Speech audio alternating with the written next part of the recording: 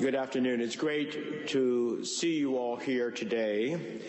I'm thrilled to follow my distinguished colleague, for which we shared so much in common, Senator Lieberman, who is a stalwart, strength of moral compass. So I appreciate his words. I appreciate seeing Senator Ayot here as well, and I understand other of my colleagues have been here before. Let me start off by thanking the Organization of Iranian Communities for putting together today's event on Capitol Hill. I'm thrilled to see so many Iranian Americans from across the country, and I'd like to thank and recognize the National Council of Resistance of Iran for their commitment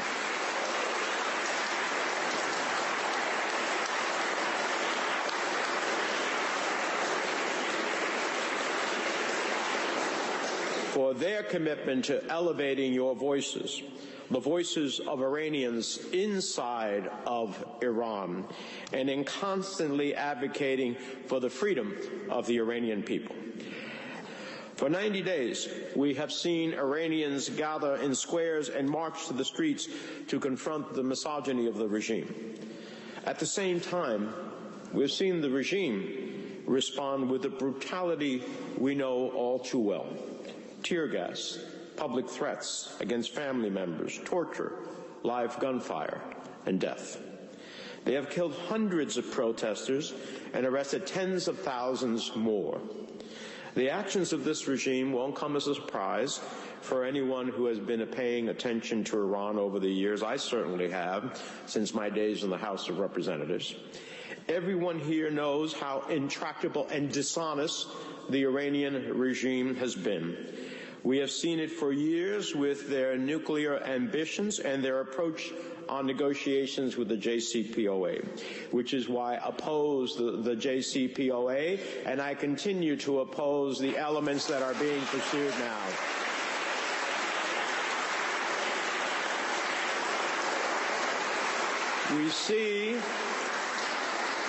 We see what this regime is really all about in the Iranian drones that are killing Ukrainians. We see it in the missiles aimed at our Gulf allies. We see it in the attempted assassinations of previous United States officials. They have repressed and tortured many of your friends and family. There are too many pictures here on each side of me. Family members and colleagues who've been opposing the regime for decades. They have massacred innocent political prisoners. And now, on full display across social media, we are seeing how ruthless and desperate they are to keep their grip on power. The difference between what we see now and in the past is simply that more people in the world are understanding the depravity of this regime. And that is what we need to keep alive. We should be using the tools we have to help circumvent the regime's efforts to jam communications of its own people.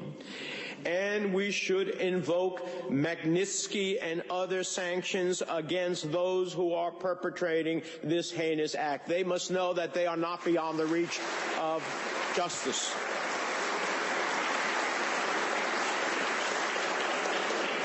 We should not underestimate the deep and real grievances of Iranian protesters.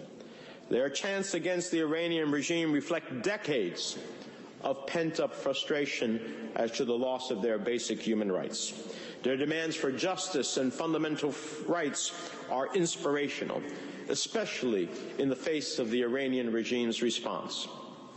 All they want is to live a life in peace and prosperity, a visceral and emotional display of the power of simply pursuing peace. So, let us keep standing up to the regime's human rights violations and violence. Let us continue to protect those in Ashraf-free, and I am committed to doing that. Let's keep fighting the senseless repression of women and girls.